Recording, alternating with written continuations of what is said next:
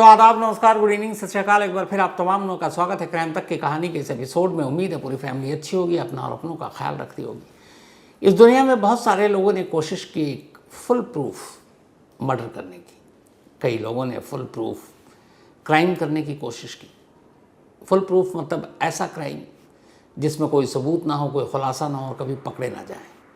बहुत सारे कातिल और मुजरिम इस कोशिश में कामयाब भी रहे, लेकिन ज़्यादातर नहीं हो पाए।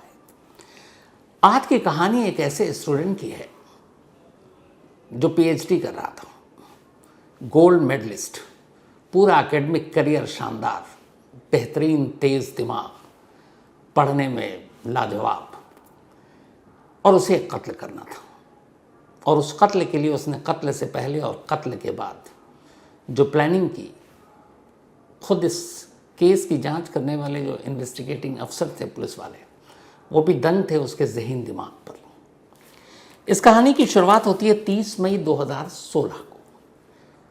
30 मई 2016 को कर्नाटक के हुबली इलाके में एक खेत में एक लाश मिलती है। कुछ किसान उस रास्ते से गुजर रहे थे। खेत के बीच में कुछ कच्चे रास्ते थे जहाँ से अमूमन लोग कम गुजरते थे, और उस वक्त कुछ बारिश भी हुई थी तो उधर से कम जा रहे थे।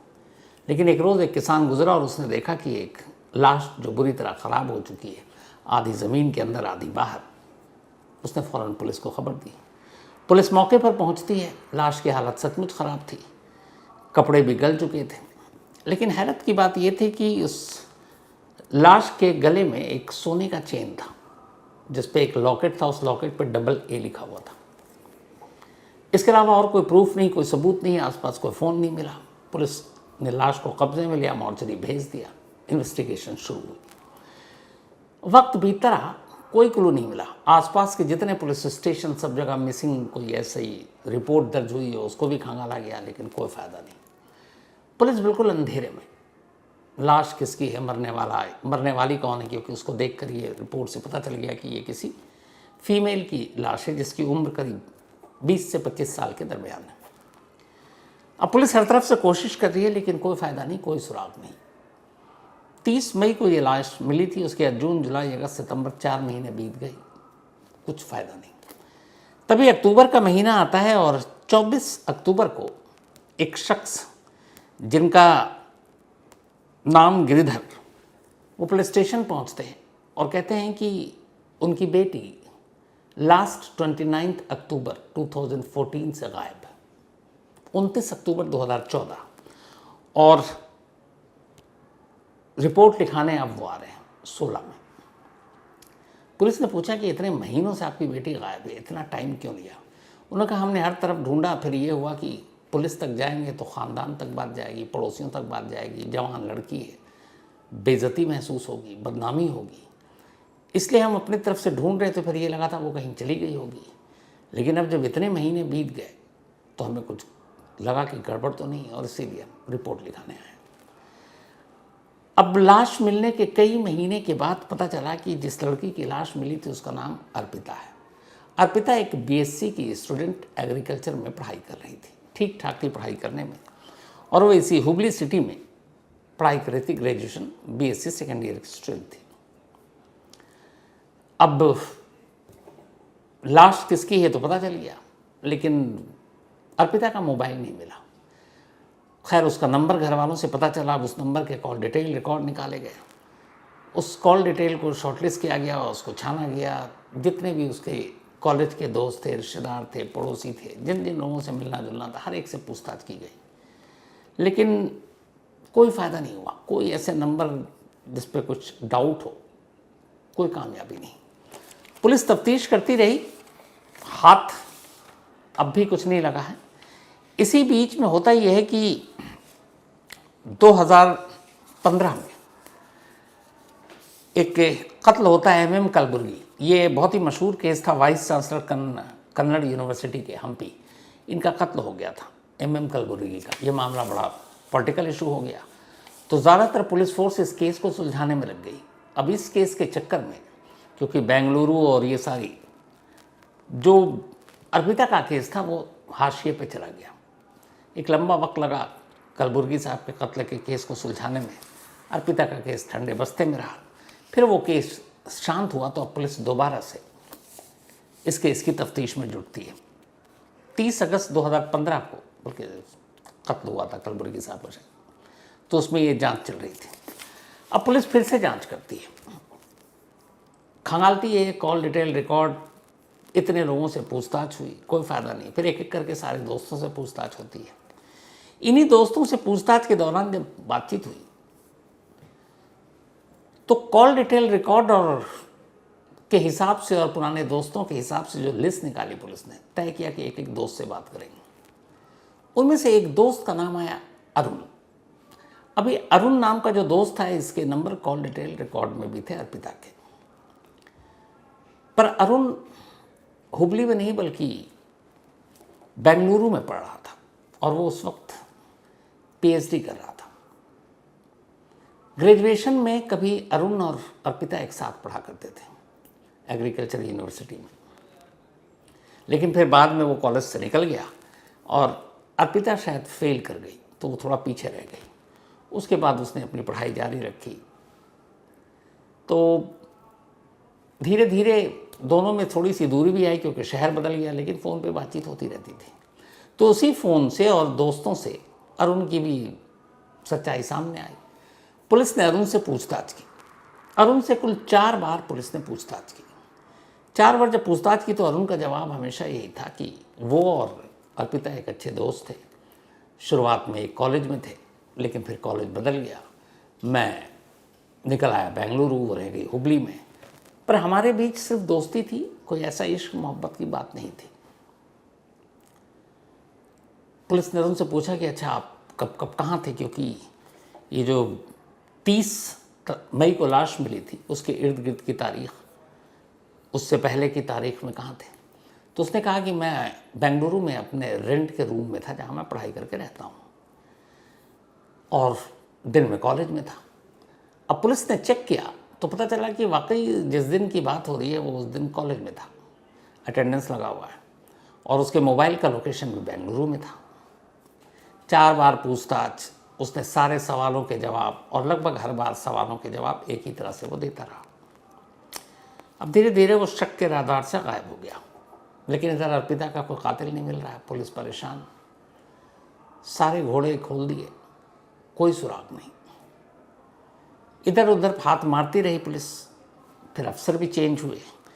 फिर जब अफसर चेंज हुए तो उन्होंने फिर से कॉल डिटेल रिकॉर्ड को खंगालना शुरू किया बारीकी से कि शायद इसी से कुछ क्लू मिले। तो जब उन्होंने कॉल डिटेल रिकॉर्ड खंगालना शुरू किया तो अचानक एक जगह पर एक चीज़ पे नज़र पड़ी और वो चौंक उठे। वो इसलिए चौंक उठे कि अर्पिता जब गायब हुई थी, उस गायब होने से 2 दिन पहले तक अर्पिता के मोबाइल पर एक भी कॉल अरुण का नहीं था, बल्कि अर्पिता ने उसको कॉल किया, अरुण ने कॉल नहीं उठाया। अर्पिता ने उसको मैसेज किए, उसने मैसेज के रिप्लाई नहीं किए। ये अर्पिता की गुमशुदगी से 2 दिन पहले और जिस दिन अर्पिता की लाश वहाँ डंप की गई उस दिन की बात है। उससे पहले की जो पूरी हिस्ट्री बता रही थी कॉल डिटेल रिकॉर्ड की, वो ये बता रही थी कि जब जब अर्पिता ने कॉल किया अरुण ने एक बार में कॉल उठाया, लंबी बात की, वापस अरुण ने भी कॉल किया। अर्पिता ने जब जब मैसेजेस किए उसने फ़ौरन मैसेजेस के रिप्लाई किए। लेकिन जब वो गायब हुई उस दिन से लेकर पिछले 2 दिनों तक कई कॉल थे अर्पिता के, लेकिन उसने कॉल नहीं उठाया और ना ही कॉल बैक किया और ना ही मैसेज के जवाब दिए। अब ये बात बड़ी अटपटी, क्योंकि थ्रू आउट जो कॉल डिटेल रिकॉर्ड की हिस्ट्री बता रही थी कि इससे पहले कभी ऐसा नहीं हुआ। तो आखिर इन 2 दिनों में क्या हुआ जब अर्पिता गायब हुई कि अरुण उससे बात नहीं कर रहा था। 4 बार पुलिस उससे पूछताछ कर चुकी थी। अब पुलिस को लगा कि कुछ गड़बड़ है, और जिस तरीके से अरुण 4 बार पूछताछ में सवालों के जवाब दे रहा था, पुलिस भी हैरान थी। अमूमन कई बार जब पूछताछ होती है, एक बार आज हुई, एक बार 2 महीने बाद, एक बार 3 महीने बाद, तो कई बार लोग अटकते हैं कि अच्छा उस दिन कौन सा था। तो कभी कहते हैं सैटरडे, फिर नहीं संडे, या कहते हैं नहीं फ्राइडे। आदमी भूलता है, कलर भूल जाता है, कई बार नंबर, पता, या एग्जैक्ट उस दिन मिले तो वो कहाँ पे मिले, क्या था, क्या खाया, क्या पिया। और उनका हर स्टेटमेंट बिल्कुल पहले स्टेटमेंट जैसा था। वो जब जो कहता उसी चीज़ को वो 4 बार जब पूछताछ हुई एक एक चीज़ रिपीट करता। मतलब उसके स्टेटमेंट में कहीं भी एक भी चीज़ मिसमैच नहीं थी बाकी के स्टेटमेंट से। अब कोई भी शख्स ये तभी कर सकता है जब वो बिल्कुल तैयारी करके आया हो। अब पुलिस को लगा कि यार इसके स्टेटमेंट रिटर्न में थे, साइन भी कराया, हर स्टेटमेंट को पढ़ा तो उस स्टेटमेंट में एक भी गड़बड़ झाला दिखाई नहीं दिया। वो कहीं अपने स्टेटमेंट से पीछे ही नहीं हटा। जो उसने पहली बार कहा वही दूसरी बार, वही तीसरी बार, वही चौथी बार। और कोई दोस्त इस तरीके से रडार पे नहीं आ रहे हैं, कोई मोटिव पता नहीं चल रहा है। लेकिन कॉल डिटेल रिकॉर्ड जब अर्पिता गायब हुई उस दिन, उससे 2 दिन पहले एक बार भी बात नहीं। और सबसे अजीब बात यह कि अर्पिता के कॉल का रिप्लाई न करना और मैसेज का जवाब नहीं देना, ये पिछले के हिस्ट्री से बिल्कुल अलग था। तो इन 2 दिनों में ऐसा क्या हुआ?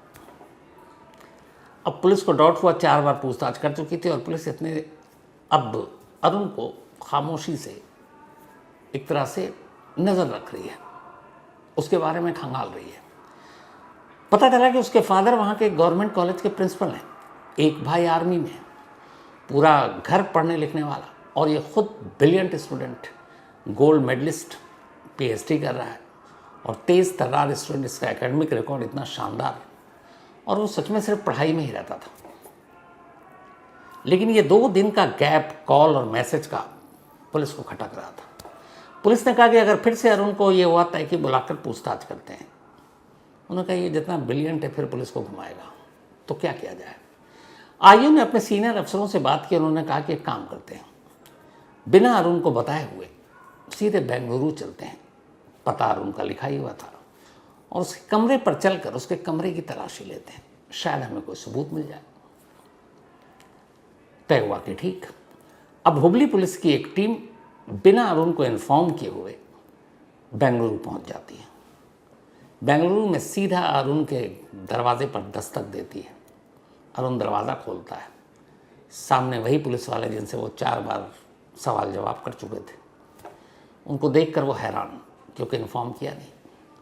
पुलिस वाले भी उसको मुस्कुरा कर कहते हैं कोई ऐसी सीरियस बात नहीं है, बस बेंगलुरु केस के सिलसिले में आए थे, आपसे 2-4 सवाल और पूछने हैं।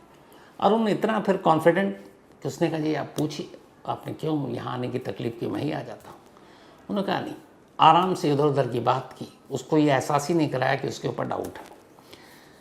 बातचीत करते हुए अचानक पुलिस ने कहा कि हमें अपने आप को संतुष्ट करने के लिए आपके कमरे की तलाशी लेनी है। तलाशी का पेपर लेकर आए थे और उन्होंने कहा ठीक, क्योंकि घर में क्या मिलेगा, हथियार ही है, वो मोबाइल उसे सब पता था कि तो सब डिटेल निकाल चुके हैं। वो भी बेफिक्र लापरवाह, उसने कहा जो भी तलाशी लेनी है लीजिए।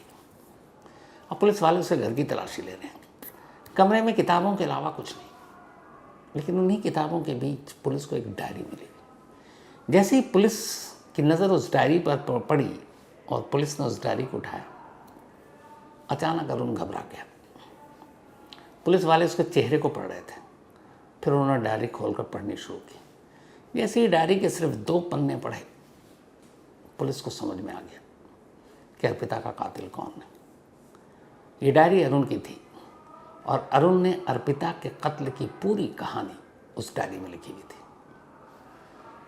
तसल्ली से बैठकर पहले पुलिस ने डायरी पढ़ी, फिर अरुण को कहा कि आपको हमारे साथ चलना होगा। उसे हुबली लेकर आए। हुबली आने के बाद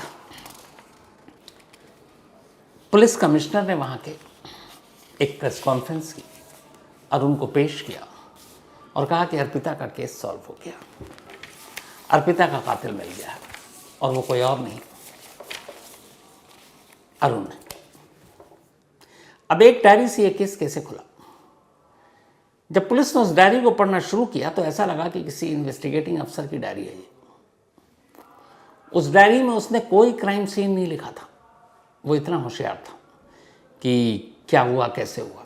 उस डायरी में सिर्फ ये था कि 30 मई को जब लाश मिली अर्पिता की, पहली बार ये खबर छपी तो वो खबर मीडिया में किस तरह की थी, क्या क्या उसमें एंगल थे, क्या क्या उसमें शक जताए गए। जब पुलिस ने एफआईआर दर्ज की तो उस एफआईआर में क्या लिखा था। इस केस को जब आईओ ने इन्वेस्टिगेट किया तो इनकी इन्वेस्टिगेशन की लाइन क्या थी। जब उन्होंने सीडीआर कॉल डिटेल रिकॉर्ड निकाले तो उसमें क्या मिला। कॉल डिटेल रिकॉर्ड में किन किन लोगों के नाम आए, कौन कौन लोग उसमें जीरो इन होते जिनके ऊपर शक होता। जिन लोगों से सवाल किए गए पेरेंट्स से, कॉलेज में दोस्तों से और जानकारों से उनसे किस तरह के सवाल किए गए, ये सारी चीज़ें उसने लिखी। और उसके बाद ये लिखा कि अगर यही सिचुएशन मेरे साथ आएगा तो मुझे किन किन सवालों का सामना करना पड़ेगा, मुझे उन सवालों के जवाब कैसे देने होंगे, मुझे अगर कॉल डिटेल रिकॉर्ड पर जवाब देना होगा तो क्या दूंगा। उसने ये तक लिख रखा था कि ये जो 2 दिन मैंने कॉल नहीं किया है, अगर इस पर भी सवाल पूछा जाएगा तो मैं क्या जवाब दूंगा। लेकिन ये उससे पूछा ही नहीं गया था, क्योंकि इसी की वजह से पुलिस को उस पर शक हुआ था। तो पुलिस की लाइन ऑफ इन्वेस्टिगेशन, पुलिस की लाइन ऑफ क्वेश्चनिंग, जो हो सकता था उसने उस डायरी में उसके नोट बनाए थे कि मुझे इस वक्त ये कहना है, इस सवाल पर ये कहना है, इस वक्त यहाँ बताना है, उस वक्त वहाँ बताना है। उसने पूरी केस स्टडी एक बना रखी थी उस नोटबुक में, अपने आप को बचाने के लिए। कन्नड़ में एक फिल्म आई थी दृश्या, इसी दृश्या से इंस्पायर था वो, लेकिन वो आधा था, बाकी उसका अपना दिमाग था। अब इस डायरी ने उसकी भेद खोल दी। अब उसे कहानी बतानी थी कि कैसे क्या हुआ। तो कहानी ये थी कि जब ये दोनों 12th में थे तभी अर्पिता और अरुण एक दूसरे के दोस्त बने, फिर दोनों में प्यार हो गया। फिर इसके बाद कुछ वक्त तक कॉलेज में रहे, बल्कि वो कॉलेज में था, ये 12वीं में। ये इश्क मोहब्बत चलता रहा, लेकिन अरुण पढ़ाई लिखाई की तरफ बहुत ज़्यादा डेडिकेटेड था। उसे यह था कि करियर में कुछ, लाइफ में कुछ करना है, और पढ़ने लिखने में तेज़, तो उसका अपना पढ़ाई पे फोकस था। लेकिन अर्पिता उसकी ज़िंदगी में थी। धीरे धीरे वक्त बीता। अब अर्पिता इधर पढ़ाई की तरफ से अपना ध्यान हटाने लगी, और वो इसलिए फेल भी हुई। अब लेकिन इधर जब ये पीएचडी करने लगा तब ये हुआ कि अर्पिता ने कहा आप शादी कर लेते हैं। लेकिन अरुण अभी शादी नहीं करना चाहता था, उसका पूरा फोकस करियर पे था। उसे ये था कि पहले स्टडी कंप्लीट करें फिर करेंगे। इधर जब अर्पिता फेल हुई तो अरुण को ये लगा कि ये इस तरीके से पढ़ने लिखने में तेज़ नहीं है। उसे लगा आगे चलकर ज़िंदगी में वो जोड़ी फिट नहीं बैठेगी, तो वो धीरे धीरे अर्पिता से किनारा करने लगा।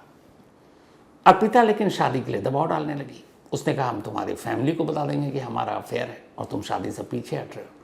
अरुण अपनी फैमिली को लेकर बहुत डरता था। पिता स्ट्रिक्ट थे, एक गवर्नमेंट स्कूल कॉलेज के प्रिंसिपल थे, एक भाई आर्मी में था, तो वो अपने फैमिली को लेकर बड़ा डरता था। और उसे यह होगा कि घर में पता चल गया तो फिर क्या होगा। इधर अर्पिता अब उसे लगातार दबाव बना रही थी शादी करने की।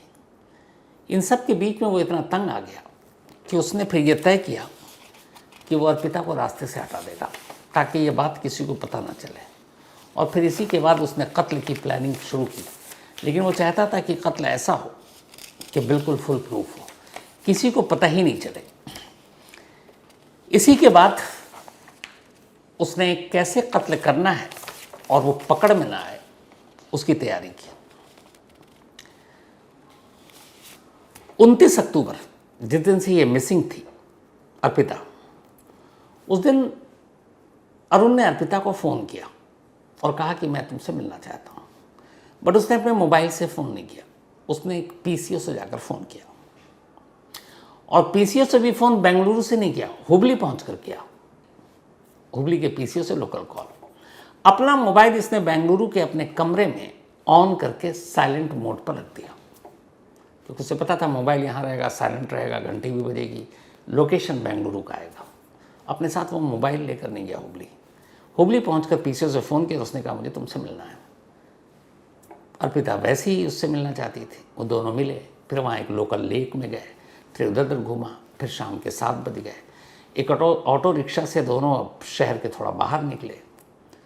एक सुनसान जगह पर ऑटो रुकवा कर अब ये दोनों पैदल चलने लगे। लगभग अंधेरा हो चुका था। मौका देखते ही अरुण ने अर्पिता के ही दुपट्टे से उसका गला घोंट दिया। गला घोंटने के बाद वहीं पास में खेत में एक गड्ढा किया। 1-2 दिन पहले बारिश हुई थी, मिट्टी गीली थी, ज़्यादा टाइम भी नहीं लगा। और फिर उस गड्ढे में लाश को दफना दिया। लेकिन वो पूरी तरह से नहीं दफना पाया था। बाद में और बारिश हुई, मिट्टी हट गई, लाश का कुछ हिस्सा बाहर आ गया। और उसके बाद ये सब करने के बाद उसी रात ये हुबली से वापस बेंगलुरु पहुंच गया और बेंगलुरु में अपना नॉर्मल रहने लगा। लेकिन उसे पता था कि एक रोज़ लाश भी मिलेगी, एक रोज़ पुलिस जांच भी करेगी और एक रोज़ उसका भी नाम आएगा क्योंकि वो उसके साथ रिलेशनशिप में रहा। और ये भी पता था कि उसका मोबाइल वो ले भी लेगा तो भी कॉल डिटेल रिकॉर्ड्स में उसका नाम आएगा। तो मोबाइल अपने साथ ले गया, वो मोबाइल को फेंक दिया उसने नदी में, लेकिन सिर्फ मोबाइल फेंका था, पिछले कॉल डिटेल रिकॉर्ड तो वो फेंक ही नहीं सकता था, न मिटा सकता था। तो ये सब करने के बाद भी उसे इतना यकीन था कि एक रोज़ पुलिस इस लाश को निकालेगी, ये पुलिस तक लाश पहुंचेगी और इस कत्ल की कहानी खुलेगी और उस कत्ल की जांच में वो भी आएगा। और उसी की तैयारी उसने शुरू की। 1.5 साल तक तैयारी करता रहा, हर डायरी पे आने वाले वक्त में क्या होगा, कैसे होगा, नोट करता रहा, लिखता रहा। लेकिन सिर्फ उसकी एक खुद के बचाव के लिए जो चालाकी थी कि मोबाइल रखा लेकिन 2 दिन तक कांटेक्ट नहीं किया। अब उस डायरी में ये भी था कि 2 दिनों तक कांटेक्ट इसलिए नहीं करना है ताकि लास्ट कॉल, लास्ट मैसेज में अक्सर क्राइम के केस खुल जाते हैं। तो वो नहीं चाहता था कि वो लास्ट मैसेज या लास्ट कॉल उसका हो, क्योंकि सबसे पहले पुलिस किसी भी क्राइम में जो लास्ट 2-4 कॉल होते हैं उनसे पूछताछ करती है और वो चाहता था पूछताछ में उसका नंबर बहुत बाद में आए। तो इसीलिए उसने 2 दिन तक कॉल नहीं उठाया, मैसेज आया रिप्लाई नहीं किया, खुद कॉल नहीं किया, क्योंकि वो अर्पिता की मौत से पहले के आखिरी 2-4-5 लिस्टेड जो कॉल करने वाले थे या मैसेज करने वाले थे उनसे दूर रहना चाहता था। और यही एक गलती पुलिस के लिए शक की वजह बन गई, जिसकी वजह से पकड़ा गया। बाद में इस मामले में पुलिस ने चार्जशीट दाखिल की, पढ़ाई छूट गई, लेकिन फिर 2.5 साल के बाद अरुण को जमानत मिल गई। ये कोर्ट में अब भी लोअर कोर्ट में ये मामला चल रहा कत्ल का अर्पिता के, लेकिन अरुण इस वक्त जमानत पर बाहर है। लोअर कोर्ट के फैसले का इंतज़ार है। फैसला शायद अब जल्दी आ जाए, इस बात की उम्मीद है। तो ये थी कहानी एक ऐसे कातिल की जो पुलिस से 2 कदम आगे रहना चाहता था, लेकिन वही होता है कि कई बार छोटी छोटी गलतियां भी आपके सारी जो प्लानिंग है उसकी धज्जियां उड़ा देती हैं।